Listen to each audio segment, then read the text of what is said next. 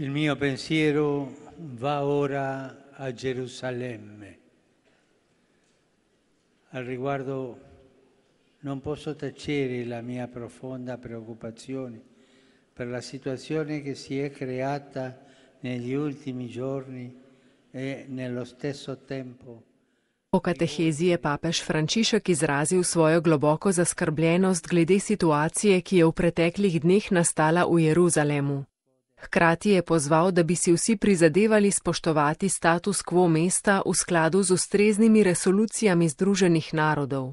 Sveti oče je poudaril, da je Jeruzalem edinstveno mesto, sveto za Jude, kristjane in muslimane, ki v njem častijo svete kraje svoje vere, ter je posebej poklicano k miru. Papež je Gospoda prosil, da bi se mogla tovrstna identiteta ohraniti in okrepiti v dobro svete dežele, Bližnjega vzhoda in celotnega sveta, ter da bi prevladali modrost in preudarnost.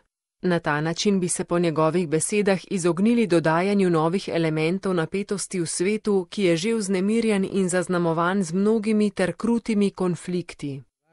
Saggezza e prudenza per evitare di aggiungere nuovi elementi di tensione in un panorama mondiale già convulso e segnato da tanti e crudeli conflitti.